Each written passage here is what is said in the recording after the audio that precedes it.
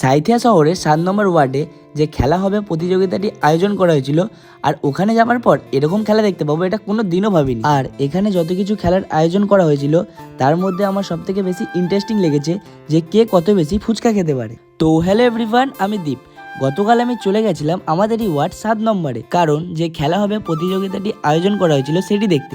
আর এখানে অনেক রকম ইন্টারেস্টিং খেলা ছিল, যেমন হাড়ি ভাঙা, মিউজিক্যাল চেয়ার, উলুধ্বনি, মার্বেল চামচ। এছাড়াও ছেলেদের জন্য ছিল ক্যারাম প্রতিযোগিতা, তাস খেলা, ছোট গোল পোস্ট, ফুটবল কিক। এছাড়াও যাদের 60 বছরের ঊর্ধ্বে বয়স তাদের জন্য ছিল হাঁটা প্রতিযোগিতা। আর এখানে আসার পর আমি দেখতে পাচ্ছি যে খেলাগুলো একের পর এক সুন্দরভাবে নিয়ম শৃঙ্খলা মেনে অনুষ্ঠিত হচ্ছে। আর এই খেলায় বিভিন্ন জায়গা থেকে মানুষজন এসে অংশগ্রহণ করেছিলেন। আর ঠিক সন্ধ্যা নামতেই শুরু হলো সর্বসাধারণের জন্য কুইজ প্রতিযোগিতা। তো চলুন ওখানে যাওয়া যাক।